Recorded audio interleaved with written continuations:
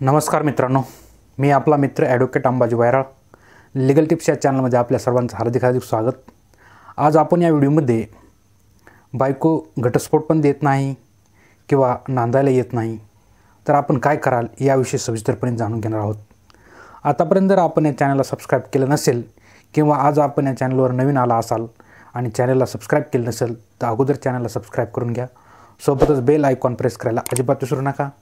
आणि हो, ज्यांनी आतापर्यंत त्या चॅनलला सबस्क्राईब केलं आहे त्यांना सर्वांना खूप खूप धन्यवाद. तर मित्रांनो, आज आपण या व्हिडिओमध्ये बायको घटस्फोट देत नाही आणि नांदायला येत नाही तर काय करावं याविषयी जाणून घेणार आहोत.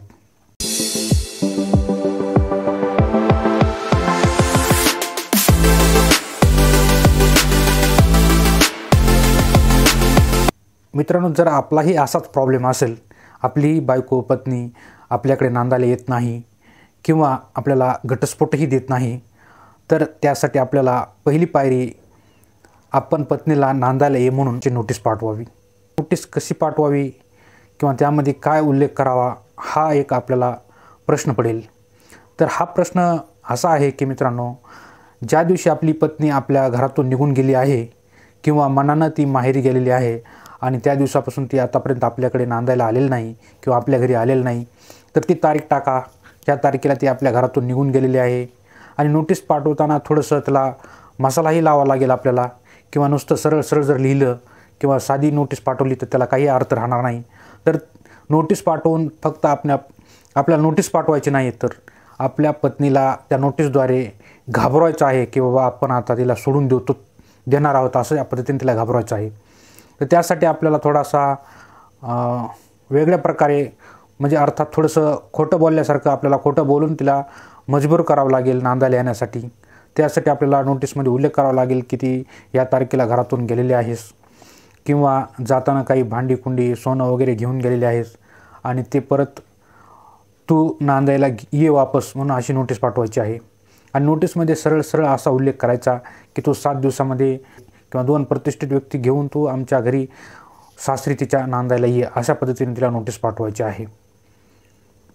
नोटीस पाठवून जर आपली पत्नी आपल्याकडे नांदायला आली तर आनंदाची बातमी आहे.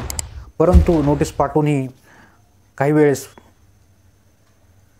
अशा महिला नांदायला येत नसतात. मग काय करावे? तर मित्रांनो, नोटीस पाठवून जर ती महिला नांदायला सासरी आली नाही तर त्यासाठी आपल्याला नांदायला येण्याचा दावा कोर्टामध्ये दाखल करावा लागेल. नांदायला येण्याचा दावा हे आपले वकील जे आहेत ज्यांच्याकडून आपण नोटीस पाठवली आहे त्यांच्यामार्फत आपण दाखल करू शकता.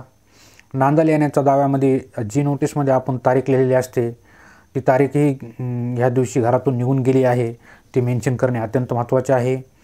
तसेच आपण आपल्या पत्नीवर प्रेम करतात, मुलं असतील तर मुलावर प्रेम करतात, त्यांच्याविषयी आपलं खूप प्रेम आहे किंवा त्यांच्याविषयी आपण राहू शकत नाहीत अशा प्रकारचं त्यामध्ये उल्लेख करणे आवश्यक आहे.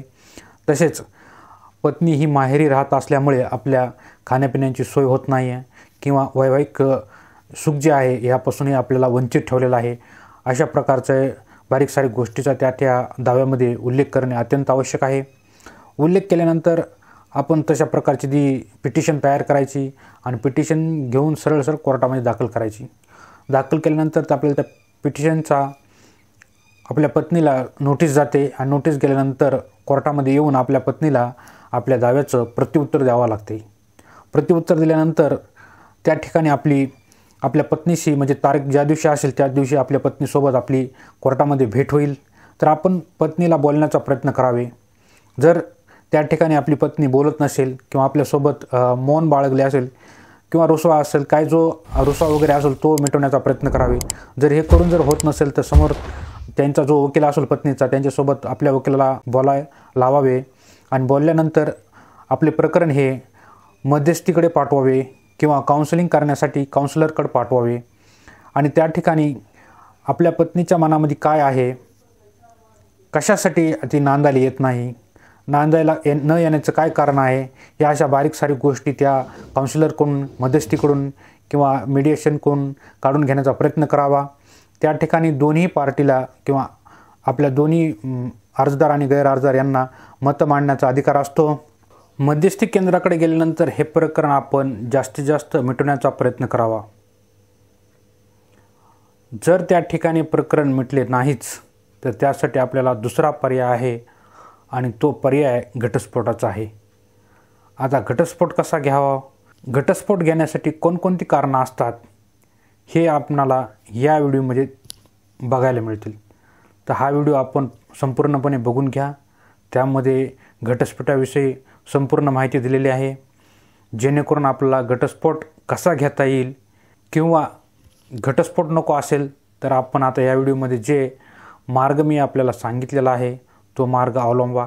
निश्चितच आपली पत्नी आपल्याकडे नांदायला येईल किंवा मग घटस्फोट घेण्यासाठी प्रयत्न करावा. मित्रांनो, हा व्हिडिओ आपल्याला कसा वाटला हे कॉमेंटद्वारे नक्कीच कळवा. लाईक करायला, शेअर करायला अजिबात विसरू नका. पुन्हा भेटूया अशा दुसऱ्या व्हिडिओमध्ये. तोपर्यंत नमस्कार.